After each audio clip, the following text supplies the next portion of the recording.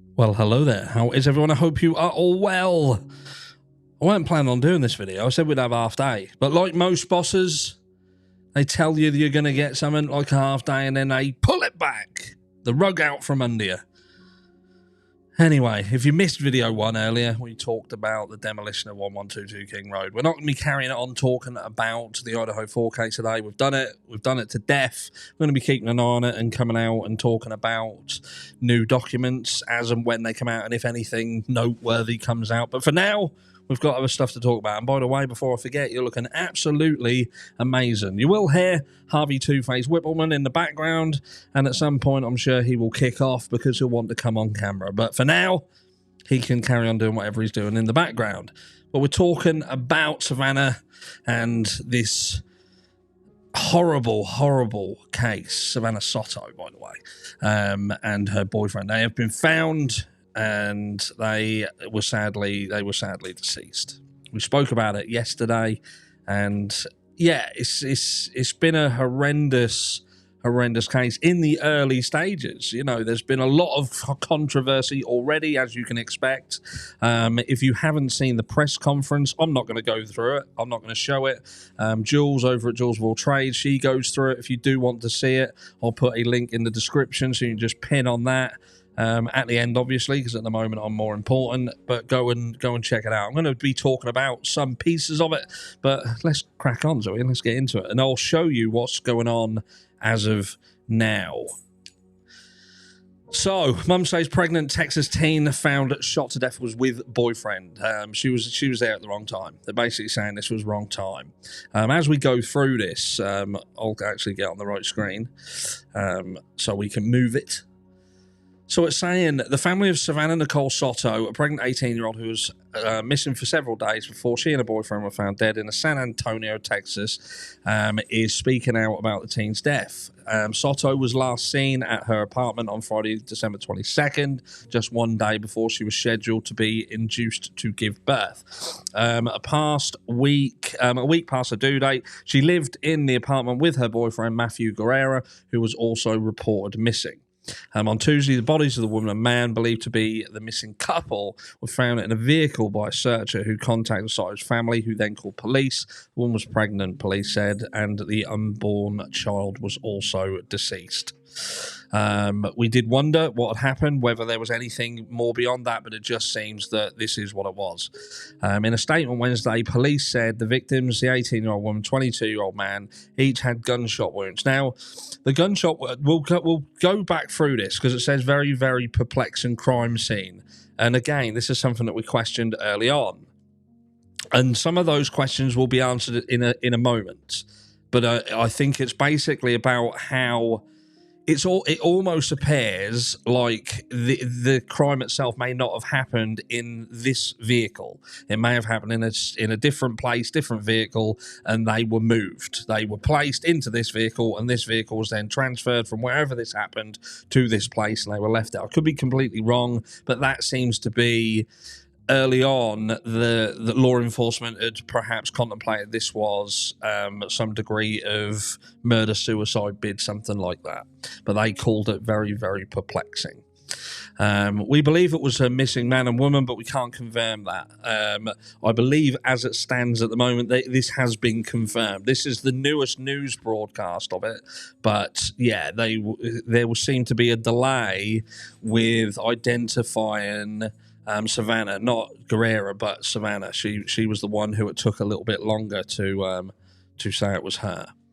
Soto's mother, Gloria Cordova, we're going to go over to Facebook in a second and just touch on her family and what is being said. But she says she believes her daughter was in the wrong place at the wrong time. This does very much seem like some kind of gangland retribution, revenge-style killing.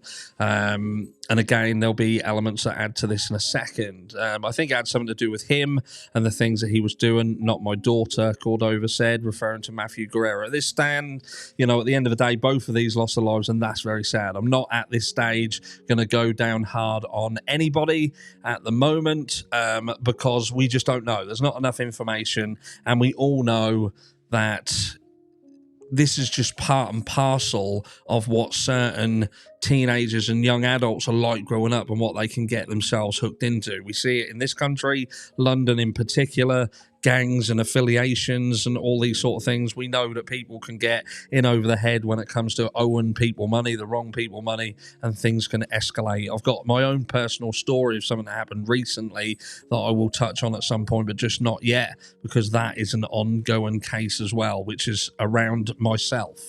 But an interesting one. Don't worry, it's not me, but someone I know. My daughter was just there with him, and they didn't want someone to say what happened. Anybody that's going to say it's so and so or this is what he looked like, she was just there at the wrong time. Family says there a history of abuse. Now, the family, understandably, they're going to be upset. They're going to be sad. They're going to put a lot of anger on Guerra. Now, I'm not saying that is misplaced, but what I'm saying is it can be expected.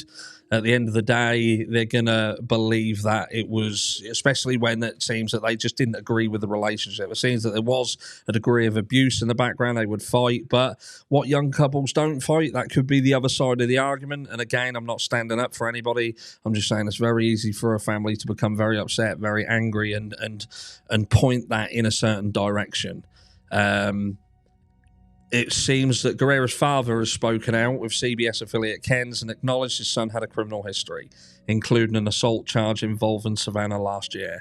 He didn't hang around the best crowd, Guerra's father told the station. However, he said the two had been in a good place since living together and were excited about the baby, a boy they planned to name Fabian. They were inseparable. Was it a perfect relationship? No. But she definitely was not a prisoner there, he said. Her and Matthew both overjoyed and couldn't wait for Fabian's arrival. Crime scene details. So Soto's brother Gordon Corona told CBS News that police told him there was no weapon found at the scene and that both Guerra and Soto were shot in the back of the head. Laura Cordova said that detective told her that Guerra was found slumped over in the back seat of the vehicle and that Soto was in the front of the vehicle. Soto, this is incredibly sad, was holding a car seat, according to her mother. She had the car seat on her lap. She was going to the hospital, Gloria Cordova said. So again, did someone jump in the car with them while they were going? Again, I felt that there was a possibility that perhaps this was done somewhere else and not necessarily here. But with her being in the car and with the car seat on her lap, unless that was a staged scene, it would appear that was, the car, and they were seemingly executed there, or at least in that vehicle. Police have said that the car might have been at the location where it was found possibly 3 or 4 days. Soto's relatives expressed shock and grief at the loss of the teen and her baby. The family lost another child just last year, Soto's brother Ethan, which even more adds to this tragedy. And I believe it was Savanah's mum's birthday just yesterday as well. So on top of trying to deal with all this, she's had a birthday.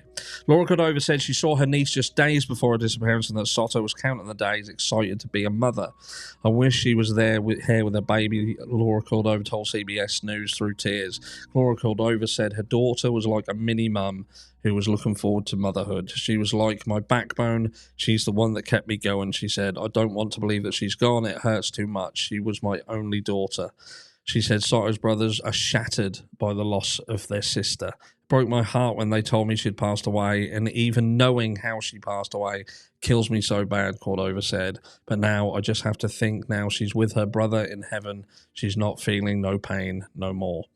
And if we just nip over to here, this is the sister who is saying, obviously there's videos, and they keep sending them over to the family, and they're basically saying, look, I'm tired. That video of them pulling into the parking lot and him wiping it down kills me. Please stop sending it to me. I'm tired of seeing it over and over, please. The thought of them being dead already and them bastards just driving around.